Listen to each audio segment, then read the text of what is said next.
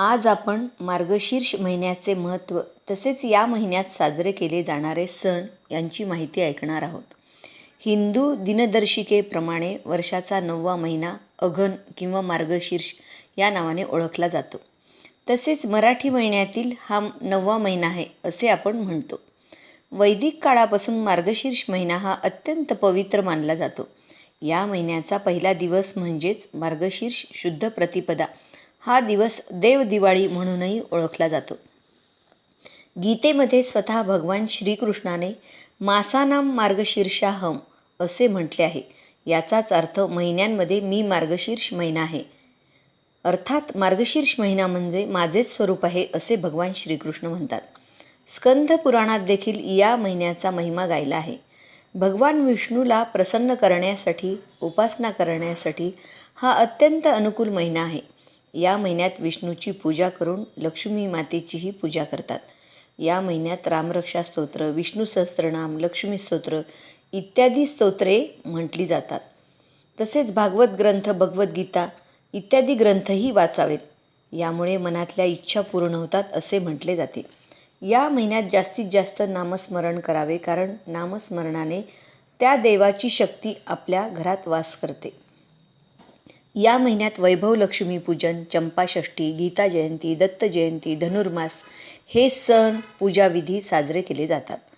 पूजापाठ आपण मनापासून श्रद्धायुक्त अंतःकरणाने केल्यामुळे मनातील वासनांचा क्षय होतो आणि मनुष्याला सुख, शांती, समाधान लाभते. कारण मार्गशीर्ष महिन्याचा शब्दशः अर्थ पाहत असताना मार्ग म्हणजे जीवनाला वेगळा आकार देऊन मनातील वासना दूर करणे व शीर्ष म्हणजे मन व आत्मा नितळ स्वच्छ झाल्यामुळे तो देवाला अर्पण करणे.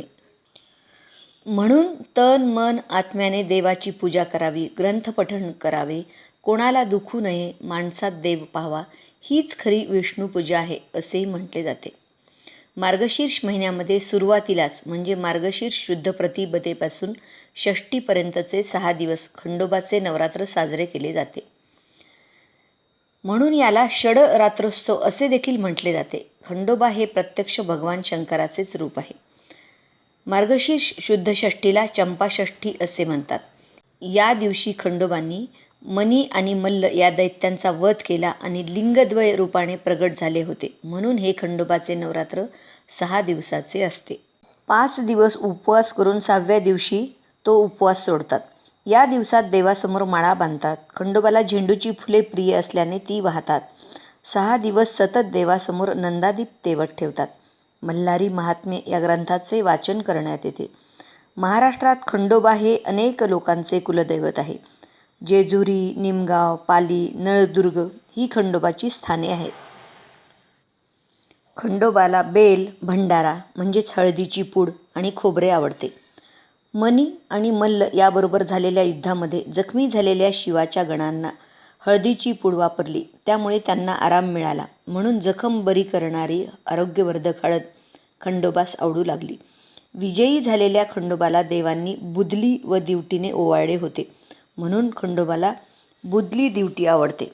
खंडोबाच्या जागरामध्ये लोखंडाची साखळी म्हणजे लंगर खंडोबाचा भक्त तोडतो. ज्या माणसाच्या अंगात खंडोबाचा संचार होतो तो माणूस 12 गाड्या माणसासहित ओढतो असे म्हणतात.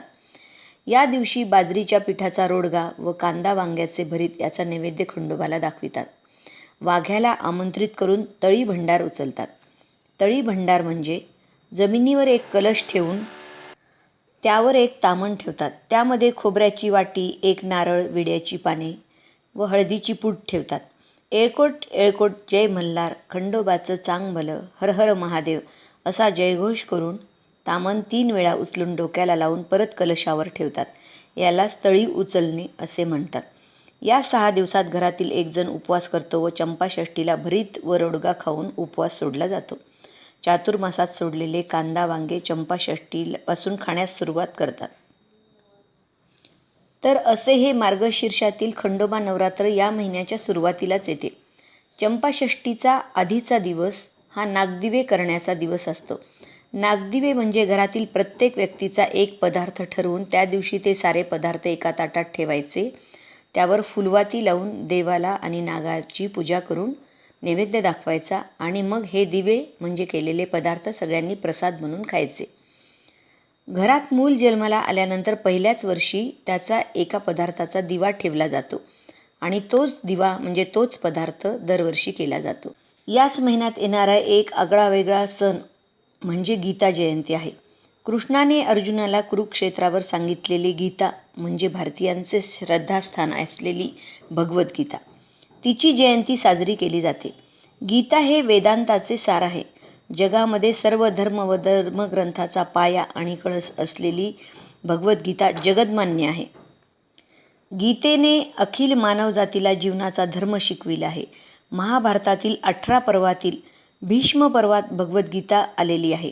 गीतेमध्ये अर्जुन विषादयोग, सांख्ययोग, कर्मयोग, ज्ञानकर्मसन्न्यासयोग, कर्मसन्न्यासयोग, आत्मसंयम योग, ज्ञानविज्ञान योग, अक्षरब्रह्मयोग, राजविद्या राजगुह्ययोग, विभूतियोग, विश्वरूप दर्शन योग, भक्तियोग, क्षेत्रक्षेत्रज्ञ विभागयोग, गुणत्रय विभागयोग, पुरुषोत्तमयोग, दैवासुरसंपद विभागयोग, श्रद्धात्रय विभागयोग व मोक्ष संन्यासयोग अशा 18 योगांची व 18 अध्यायांनी 700 श्लोकांची गीता मोहग्रस्त झालेल्या अर्जुनाला भगवान श्रीकृष्णाने सांगितली आणि अशा ग्रंथाची आपण जयंती साजरी करतो.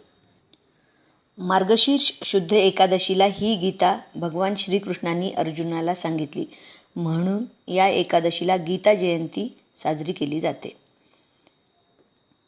कदाचित जगाच्या पाठीवर भगवद्गीता हा एकमेव ग्रंथ असा असावा की ज्या ग्रंथाची देखील जयंती साजरी होते. म्हणून भगवद्गीता हा ग्रंथ जगद्मान्य आहे, जगात श्रेष्ठ आहे. भगवान विष्णूंचाच अवतार असलेल्या श्रीरामांचा विवाह सीतामातेशी याच महिन्यात शुद्ध पंचमीच्या दिवशी झाला. म्हणून हा दिवस विवाह पंचमी म्हणूनही साजरा केला जातो. भगवान विष्णूची पत्नी अर्थात महालक्ष्मी हिचे श्री वैभव महालक्ष्मी व्रत देखील याच महिन्यात दर गुरुवारी केले जाते. लक्ष्मीला प्रसन्न करण्यासाठी मार्गशीर्षातल्या 4ही गुरुवारी हे व्रत करून घरात सुख समृद्धी नांदावी यासाठी विशेष प्रार्थना केली जाते. तसेच शेवटच्या गुरुवारी महिलांना, कुमारिकांना, तरुणींना घरी आमंत्रण देऊन हळदी कुंकू व वाण देऊन या व्रताची दरवर्षी सांगता करण्याची प्रथा आहे. मार्गशीर्ष महिन्यातल्या गुरुवारी वैभवलक्ष्मीची पूजा करण्याचा थोडक्यात पूजाविधी आपण ऐकूयात. पूजा करण्यापूर्वी जागा स्वच्छ करून रांगोळी काढावी. रांगोळीने स्वस्तिक मांडून त्यावर चौरंग ठेवावा. चौरंगावर लाल कपडा घालून त्यावर तांदूळ किंवा गव्हाने चक्राकार करावे. त्यावर हळद कुंकू व्हावे. पाण्याच्या तांब्यात दुर्वा, सुपारी आणि शिक्का सोडावा. कलशाला बाहेरून हळद कुंकवाचे बोट लावावे. तांब्याच्या नंतर आजूबाजूला विडे किंवा आंब्याची पाने सजवून मधोमध नारळ ठेवावा. कलश चक्राकारावर ठेवावा. समोर लक्ष्मी श्रीयंत्र ठेवावे. लक्ष्मी समोर दिवा लावावा. लक्ष्मीची षोडशोपचारे पूजा करावी. फळ, मिठाई, दुधाचा नैवेद्य दाखवावा. देवीला कमळाचे फूल अर्पित करावे. लक्ष्मी पूजनानंतर कुटुंबासोबत आरती करावी. श्री लक्ष्मी नाम अष्टक वाचावे. व्रतकथा वाचावी. मनातील इच्छा प्रगट करून प्रार्थना करावी. संध्याकाळी पुन्हा देवीची आराधना करून नैवेद्य दाखवावे. गाईसाठी एक पान वेगळे काढावे. नंतर कुटुंबासह आनंदाने भोजन करावे. दुसऱ्या दिवशी कलशातील पाणी घरात शिंपडावे आणि नंतर पाणी नदी किंवा तलावात सोडून द्यावे किंवा तुळशीच्या झाडाला घालावे. पाणी घरातील एका बाजूला ठेवून द्यावे आणि नंतर निर्माल्यात टाकावे. शेवटच्या गुरुवारी 5 कुमारिका आणि 5 सवाष्णीला बोलावून हळद कुंकू, फळ, दक्षिणा आणि महालक्ष्मी व्रतकथा पुस्तक देऊन त्यांचा सत्कार करावा. मार्गशीर्ष महिन्यातल्या या गुरुवारच्या दिवसामध्ये एक व्रतकथा आवर्जून वाचली जाते. या व्रतकथेमागे श्रद्धेचा भाग असतो. त्याचप्रमाणे या उपवासात अनेक व्रतवैकल्ये पूर्ण केले जातात. आता आपण वैभवलक्ष्मीची गुरुवारी वाचली जाणारी कथा ऐकूयात. 8 पाट नगर होते. नगराचा एक राजा होता. त्याचे नाव भद्रश्रवा. तो दयाळू, शूर व प्रजादक्ष होता. देवाब्राह्मणांना, साधू संतांना सुखवीत होता, आनंद देत होता. राजाच्या राणीचं नाव सुरत चंद्रिका होतं. नाव चांगलं, पण स्वभावात अहंकार होता. मागील जन्मी ती एका वैश्याची पत्नी होती. तिचं नवऱ्याशी भांडण होई. भांडणानं वैतागली, रागानं घराबाहेर पडली. चालत होती अनवाणी रानावनातून. तिथं तिला दिसल्या काही सुवासिनी. त्या करत होत्या लक्ष्मी मातेचं व्रत. ते तिने पाहिलं. त्यांच्याबरोबर तिनेही व्रत केलं. दुःख विसरली, दारिद्र्य गेलं, परिस्थिती सुधारली, देवीची भक्ती फळाला आली. कालांतराने ती मरण पावली. पुढे तिचा पुनर्जन्म झाला. स्त्रीचाच जन्म पुन्हा मिळाला. पण भाग्य उजळलं. भद्रश्रवा राजाशी तिचा विवाह झाला. ऐश्वर्यात लोळू लागली. गर्वाने ती फुगली. दासदासींवर रागावली. एकदा काय झालं, देवीच्याही मनात आलं, राणीला आपण भेटावं, मागच्या जन्माची आठवण द्यावी, ओळखते की नाही हे बघावं. राणी राजवाड्यात सुखाने राहत होती. राजाही कौतुक करी. तिचे लाड पूर्वी. त्या दोघांना पुढे 7 पुत्र व 1 कन्या झाली. कन्येचे नाव होते श्यामबाला. एके दिवशी काय झालं, देवीनं म्हातारीचं रूप घेतलं. फाटकं वस्त्र नेसली, माथी मळवट फासला, हाती काठी घेतली. काठी टेकीत टेकीत राणीला भेटायला आली. तिने आरोळी दिली. अरे, आहे का घरात कोणी? कोणी घास देईल का? दासी बाहेर आली. म्हातारी दारात दिसली. तिनं विचारलं, कोण ग तू? आलीस कुठनं? काय काम काढलं आहे? तुझं नाव काय? गाव कोणतं? तुला हवंय काय? मधून मधून खोकत हळूहळू आवाजात म्हातारी सांगू लागली, माझं नाव कमला. द्वारकेहून आले ग. राणीला भेटायचे. कुठे आहे ग राणी? दासी म्हणाली, राणीसाहेब महालात आहेत. सख्यांशी गप्पा मारतायत. त्यांना सांगितलं तर माझ्यावर रागवतील. तुला ग त्या कशा भेटणार? काय हा तुझा अवतार? तुला पाहून माझ्यावर ओरडतील, उणं दुणं बोलतील. त्यांच्या सख्याही तुला हसतील. तू जरा आडोशाला बैस. मैत्रिणी गेल्या म्हणजे मी सांगते त्यांना. म्हातारी रागवली, मनोमन संतापली. तुझी राणी पैशाला भाळली, माणुसकी विसरली, दरिद्री मेली, आज झाली राणी, पण देवीला विसरली. माझ्यामुळेच ना, मीच तिला व्रत सांगितलं देवीचं, तिनं ते केलं. आता राणीपदार बसली. देवीची आठवणही राहिली नाही. गर्व झालाय संपत्तीचा. पैशाची धुंदी आली आहे. गोरगरिबांची पर्वा नाही. थोरा मोठ्यांच्या मुली तिच्या मैत्रिणी झाल्या. म्हातारी गरीब आणि भिकारीण. तिला कोण विचारतंय? पण याचं तिला फळ भोगावं लागेल. तेव्हाच तिचे डोळे उघडतील. जाते मी. दासी घाबरली. तिनं म्हातारीला पाणी दिलं. हात जोडून म्हणाली, ते व्रत मला सांगाल? मी ते नेमानं करील. उतणार नाही, मातणार नाही, घेतला वसा टाकणार नाही, दिलेला शब्द बोंडणार नाही. त्या दासीला व्रताचा वसा सांगितला. म्हातारी उठली, काठी टेकीत निघाली. तोच माडीवरून राणीची कन्या श्यामबाला धावत आली. ती कळवळून म्हणाली, आजी रागावू नका, चुकली माझी आई. तिच्या वतीनं मी क्षमा मागते. कृपा करा. दिलेला शाप मागे घ्या. पाया पडते तुमच्या. म्हातारीला मुलीची दया आली. म्हातारीनं क्षणभर त्या मुलीकडे पाहिलं आणि तिला महालक्ष्मी व्रताचा वसा सांगितला. मुलीचा निरोप घेऊन म्हातारी निघणार तोच राणी माडीवरून आली. दाराशी येते तर म्हातारी दिसली. राणी ओरडली, ए थेरडे, कशाला ग आलीस? जा इथून. उठ म्हणते ना. जातेस की नाही? दुसरी घरं नाही दिसली तुला? म्हातारीने संतापाने घराघरा डोळे फिरविले. कपाळावर आठ्या पसरल्या. ती तडक घराबाहेर पडली. दासीनं लक्ष्मी व्रत केलं. तिची स्थिती सुधारली. दासी पण गेलं. संसार सुखाचा झाला. पुढे मार्गशीर्ष महिना आला. पहिल्याच गुरुवारी श्यामबालेनं लक्ष्मी व्रतास सुरुवात केली. सगळे नेमधर्म पाळले. 4 गुरुवारी तिनं लक्ष्मी व्रत केलं. शेवटच्या गुरुवारी यथासांग उद्यापन केलं. सिद्धेश्वर राजाचा पुत्र मालाधर, त्याच्याशी श्यामबालेचा विवाह झाला. राजवैभवातील श्यामबालेचे राजवैभव मिळालं. हा होता लक्ष्मी व्रताचा प्रभाव. सुखासमाधानानं संसार चालू होता. भद्रश्रवा व सुरतचंद्रिका राणीचे मात्र भाग्य फिरले. शत्रूने राज्यावर चाल केली. भद्रश्रवाचं राज्य लुबाडलं. सुरतचंद्रिकेचं राणीपद गेलं. भद्रश्रवाला वाईट वाटलं. पूर्वीचे दिवस आठवले. रानावनात फिरून राजा राणी कष्टाने दिवस काढीत होते. भद्रश्रवाला कन्येला भेटावंसं वाटलं. तो एकटाच निघाला. चालून चालून दमला. नदी काठावर विश्रांतीसाठी थांबला. नदीकडे येताना राणीच्या दासीनं भद्रश्रवाला पाहिलं. घाईघाईनं ती राजवाड्यात गेली. राजाला सांगितलं. मालाधरानं माणसं पाठवली. आणायला रथ पाठवला. सासऱ्यांना घरी आणलं. सन्मानानं नवी वस्त्र व कंठीहार दिला. श्यामबाला वडिलांची काळजी घेत होती. काही दिवसांनी राजाला वाटलं आता परत जावं. जावयाला तसं सांगितलं. मुलीचा निरोप घेतला. जावयानं मोहरा भरलेला हंडा नौकराकडे देऊन राजासोबत पाठविलं. राजा घरी परतला. चंद्रिकेला भेटला. हंडा पाहून ती आनंदली. घाईने तिनं झाकण काढलं. आत बघते तर काय, तिला कोळसेच दिसले. सूरजचंद्रिकेनं कपाळावर हात मारला. नशिबाला दोष दिला. नवऱ्याला सांगितलं. ते ऐकून तोही चकित झाला. दुःख पाठलाग करीत आहे. दारिद्र्य सरत नव्हते. चिंतेचे सावट पसरत होते. काळजीचा वणवा भडकतच होता. सूरजचंद्रिकेचा एक एक दिवस दुःखाचा जात होता. एके दिवशी तिला मुलीला भेटावे, डोळे भरून पाहावे असे वाटले. नशिबाचे भोग भोगायचेच आहेत. सूरजचंद्रिका घरून निघाली. मुलीच्या सासरी पोचली. तो दिवस गुरुवारचा होता. नदी तीरावर जरा वेळ बसली. दमली होती. त्याचवेळी एक दासी नदीवर आली. तिनं राणीच्या आईला ओळखलं. घाईने ती महालात गेली. राणीला निरोप दिला. तुमची आई आली आहे. नदी किनारी बसली आहे.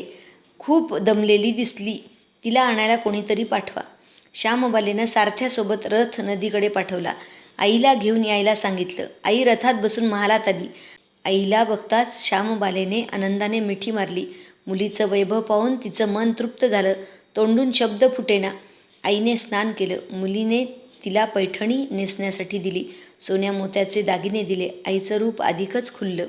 दुपारची वेळ झाली. श्यामबालेनं भक्तिभावानं लक्ष्मीची पूजा केली. आरती केली. धूपदीपांचा वास दरवळला. श्यामबालेचा कडकडीत उपवास होता. भोजनाची तयारी झाली. तिने आईला जेवायला बोलवलं.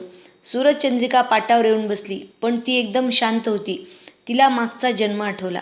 लक्ष्मी देवीच्या कृपेने या जन्मी ती राणी झाली होती. ती म्हणाली, श्यामा, मी देखील तुझ्यासोबत उपवासच करीन. श्यामबाला म्हणाली, ठीक आहे. मार्गशीर्ष महिना होता. मुलींनी 4ही गुरुवारी व्रत केलं. ते आईनं पाहिलं. तीही उपवास करू लागली. देवीला भक्तिभावानं प्रार्थना करत होती. महिना संपला. घरी जायचा विचार ठरला. पोचवायला श्यामबाला सोबत गेली. 4 दिवसांनी श्यामबाला निघाली. मालाधर राजाने पाठविलेला पैशाचा हंडा घेतला. त्यात मीठ भरलं. तो नौकराजवळ देऊन पुन्हा ती सासरी आली. गप्पा मारता मारता वेळ कसा जात होता याचेही भान तिला नव्हते. मालाधराने विचारलं, माहेराहून काय आणलंस? श्यामबालेनं सोबत आणलेल्या हंड्याकडे बोट दाखविलं. मालाधराने उत्सुकतेने झाकण काढलं. त्यात त्याला काय दिसलं? मिठाचे खडे. अगं वेडे, मिठाचे खडे कशाला आणलेस? इथं मिळत नाही मीठ. मीठ मिळतं ना, पण हे मीठ माझ्या वडिलांच्या राज्यातलं आहे. वडिलांचं राज्य सौराष्ट्रात होतं. त्या शेजारच्या समुद्राचं आहे हे मीठ. समुद्र तीरावर दूरवर माझ्या वडिलांचं राज्य होतं. पण आज श्यामबालेच्या सांगण्यातली खोच राजाने हेरली. तो विचारात गुंगला. श्यामबाला म्हणाली, हे मीठ जीवनाचे अमृत आहे. अन्नाला चव येते ती मिठानेच. मीठ नसलेला पदार्थ अळणी. ज्याचं खावं मीठ त्याच्याशी इमानी असावं. त्याचं रक्षण करावं. कामात कसुरू झाली तर प्रसंगी प्राणही द्यावे. मालाधर राजा निश्चयाने उठला. त्यानं आपले सेवक सासऱ्याकडे पाठविले. त्यांना बोलावून घेतले. भद्रश्रवाला काय झालं कळलं नाही. ताबडतोब तो जावयाकडे आला. दोघांची गुप्त बैठक झाली. विचार पक्का ठरला. भद्रश्रवानं अनुमती दिली. मालाधराने मुख्य सेनापतीला तत्काळ भेटण्यास बोलवलं. सेनापती आले. त्यांनी मालाधराला वंदन केले. आज्ञा करावी महाराज, ते म्हणाले. भद्रश्रवाचं राज्य जिंकलेल्या शत्रूवर ताबडतोब स्वारी करा. प्रत्येक सैनिकाच्या हातावर हंड्यातल्या मिठाचा एक एक खडा ठेवा. शपथ घेऊन प्रत्येकाला झुंजायला सांगा. राजाची आज्ञा झाली. तशी सेनापतीने व्यवस्था केली. दुसरे दिवशी सोबत सेना घेऊन बेसावत शत्रूवर चाल केली. शत्रूच्या राज्यावर सारे सैनिक तुटून पडले. मालाधराचे सैन्य बेभान लढत होते. शत्रू सैनिक जमिनीवर कोसळत होते. सूर्य पश्चिमेकडे जात होता. अंधार हळूहळू पसरत होता. शेवटी मालाधराच्या सैन्यानं शत्रूचा फडशा पाडला. अपूर्व विजय मिळविला. भद्रश्रवाचं राज्य पुन्हा मिळविलं. मालाधराला व श्यामबालेला ही आनंदाची बातमी सेनापतीने ताबडतोब कळविली. सैनिकांनी शत्रू राज्यातील खजिना लुटला. अफाट संपत्ती मिळाली. ती पोत्यात भरून मालाधराकडे आणली. त्यात सोन्याच्या मोहरा, बरीच नाणी होती आणि शस्त्रास्त्रांचा साठाही होता. मालाधराने भद्रश्रवास सूरजचंद्रिका राणीस घेऊन यायला सांगितलं. ती आल्यावर घरात आनंदाचं उधाण आलं होतं. तो होता गुरुवारचा दिवस. श्यामबालेनं लक्ष्मी व्रताची पूजा केली. आरती झाली. धूपदीपांचा सुगंध दरवळला. तिने व तिच्या आईने उपवास केला. रात्री देवीची आरती झाली. देवीला नैवेद्य दाखवून सर्वांनी पक्वान्नाचं जेवण केलं. मार्गशीर्ष महिन्यातला हा शेवटचा गुरुवार, लक्ष्मी व्रताचा शेवटचा दिवस, मंगल मुहूर्ताचा दिवस. मालाधराने भद्रश्रवाचं राज्य त्याच्या स्वाधीन केले. त्यानं या व्रताची सांगता झाली. राजा राणी सौराष्ट्रात आले. सूरजचंद्रिकेने पुन्हा लक्ष्मी व्रताचा वसा घेतला. तो आजन्म पाळला. घरची स्थिती सुधारली. राजाचे 7 पुत्र दूर देशाहून अचानक परत आले. त्यांना पाहून आईवडिलांना आनंद झाला. या व्रतामुळे राजा राणी सुखी झाले. दुःखाचे वादळ सरले. अशी 60 उत्तराची कहाणी 5 उत्तरी सुफळ संपूर्ण.